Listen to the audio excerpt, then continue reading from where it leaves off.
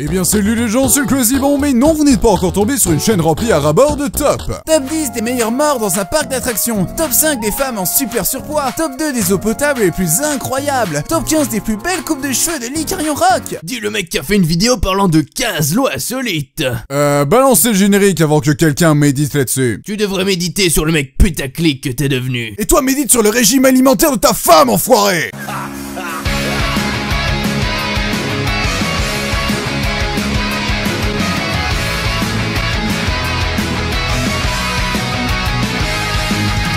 Lors du premier épisode du Quasibon Show, j'avais évoqué la plupart des censures classiques produites par le studio de diffusion 4Kids, telles que le remplacement des armes, de la gastronomie, de la mort des personnages, et d'autres modifications absurdes capables de vous filer le cancer. Et une diarrhée explosive. J'ai montré les censures aux stagiaires avant de commencer l'émission et ça fait des heures qu'il est au chiottes. Mon anus est en feu. Cette fois-ci, nous allons vous présenter d'autres types de censures beaucoup plus vicieuses que celles abordées auparavant. On ne va pas se contenter de pointer du doigt les changements fâcheux, mais aussi de comprendre pourquoi ils sont appliqués à la base. Les responsables de 4Kids se sont fait plaisir durant des années à ravager le fond comme la forme de plusieurs animés. Mais vous êtes jamais demandé pourquoi ils effaçaient toute trace d'écriture? Parce que lire c'est pour les faibles. Du moins, selon les directeurs de prod, c'est une technique utilisée pour ne pas déstabiliser les enfants, afin qu'ils ne fassent pas d'efforts de lecture lors du visionnage. Comment ça, déstabiliser? C'est pas comme s'ils allaient être traumatisés par...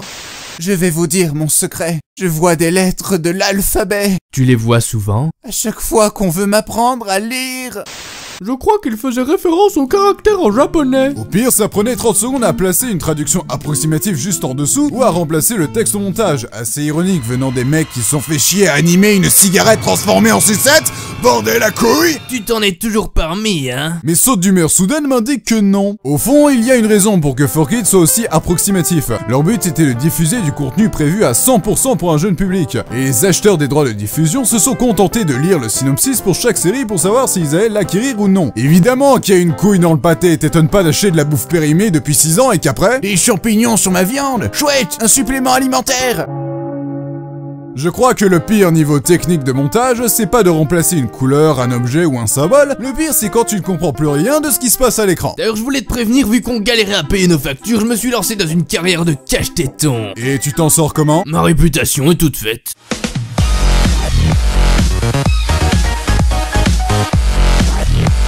Dans Terraform Mars, un animé dont la capacité d'hémoglobine est semblable à un abattoir, il y a même plus d'efforts pour cacher le sang ou les cadavres. Ils se contentent juste de camoufler le tout avec une bande noire dégueulasse qui cache les 3/4 de l'écran. Même type de défaut qu'on peut retrouver dans JoJo's Bizarre Adventure. Bon, ok, maintenant essayez de deviner ce qu'ils essayent de cacher. Non? Vous trouvez vraiment pas?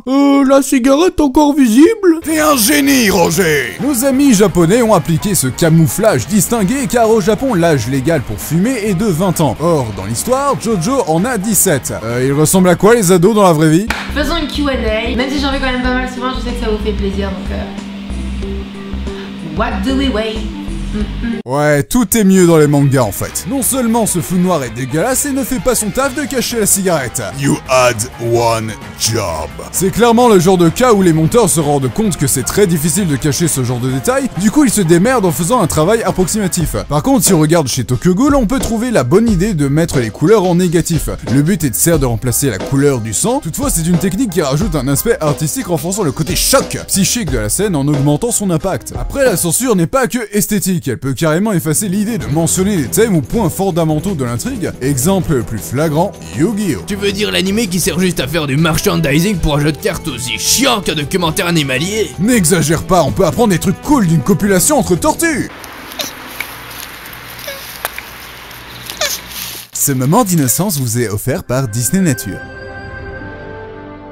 En vrai, je suis fasciné par l'anime et les mangas Yu-Gi-Oh! Je suis extrêmement attaché à cette licence. T'es sérieux? Même la partie 5DS où ils font ça sur des motos? Justement, le système économique, architectural, politique et social tourne autour de la même chose, le jeu de cartes. Ce qui est énorme, c'est aussi le côté surjoué des personnages, tantôt ça devient hilarant, et après ça devient épique. Cette atmosphère over the top ne s'arrête jamais, même quand les héros doivent sauver le monde et qu'ils pourraient tabasser à main nue le méchant, mais à la place, ils vont régler ça à coups de cartes. L'idéal, ce serait d'appliquer ça dans la vraie vie, au moins on aurait moins d'emmerdes avec les conséquences des conflits. Tu ne peux pas me battre, King Jong-un. Mon jeu de cartes est bien plus puissant que le tien. Abandonne. Exodia. Oh mon dieu! Fuck this shit, I'm out. fuck this shit, I'm out. Le problème cette fois-ci, c'est lors du passage vers l'Occident. Il y a un thème sérieux qui a été mis hors piste, la mort. Wesh, discrimination, m'en bats les couilles. Je retourne voir George R.R. Martin. Lui, c'est un vrai poteau. Lui, il me donne du taf. En effet, dans la version traduite, lorsqu'un personnage est dans le coma ou au bord de la mort, les autres personnages diront « Il se trouve dans le royaume des ombres », qui est une sorte d'univers parallèle dans lequel se trimballeraient des esprits errants qui peuvent encore être sauvés. Et ça nique tous les enjeux de l'intrigue, vu qu'à chaque fois qu'il y arrive un truc grave à un personnage, on aura qu'à se dire « C'est ok, il peut encore être sauvé », alors qu'en fait, dans l'histoire originale, absolument pas. La mort d'un personnage sert surtout à voir la réaction des protagonistes face à son décès, pour qu'il puisse évoluer par rapport à cette épreuve qui est naturelle. Donc c'est con de manquer une occasion de rendre l'histoire plus intéressante. Parlons à présent de la Magical Girl la plus célèbre au monde, Sailor Moon.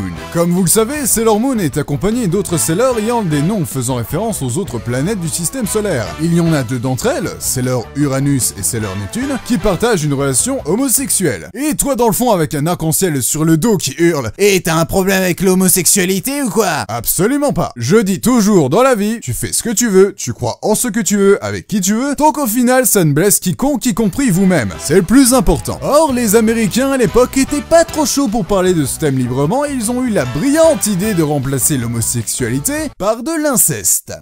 Ouais, vu qu'ils ont décidé de créer une nouvelle relation entre ces deux personnages qui sont à présent cousines, ils ont remplacé un détail de relation par un sujet très grave et malsain. D'ailleurs, ça me rappelle mon stage en chirurgie. Pour votre transplantation du rein, on a grave galéré. Du coup, on vous a filé le tétanos. Le tête à quoi? Personne n'en profité pour vous prélever les burnes. On traite les patients comme Dr Maboul. Et si t'as de la chance, on te coupera les boules. Avec n'importe quelle série, le ton peut changer radicalement avec les thèmes qu'elle décide d'aborder selon les décisions des auteurs. Le problème est aussi tendax que le string de Nicki Minaj. Soit tu caches le tout, soit tu prends le risque de tomber dans la gueule du kraken, c'est-à-dire de choquer le public non familiarisé avec ce genre d'histoire. Ouais, mais on se démerde comment pour regarder ce qu'on veut sans que ça perturbe ce genre de connasse? Oh là là, c'est la décadence, hein. Si cette loi est votée, eh bien on attire une condamnation quand même sur notre société. La colère de Dieu va s'abattre sur la France. On va pas se le cacher, une œuvre filmée, écrite ou dessinée peut avoir d'énormes répercussions sur notre état émotionnel. Celui qui n'a jamais versé une larme en regardant la fin de Toy Story 3 me jette la première pierre. Parce que... moi bah...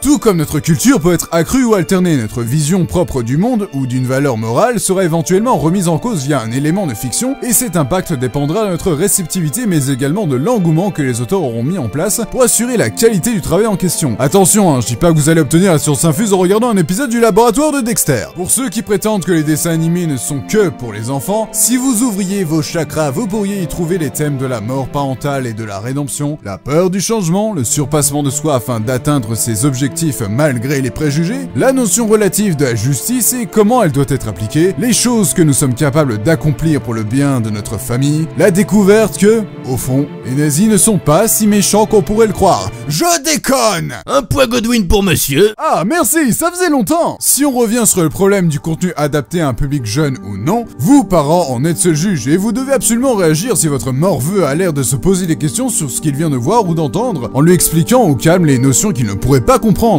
Ça veut dire quoi, l'ombre de ton yash?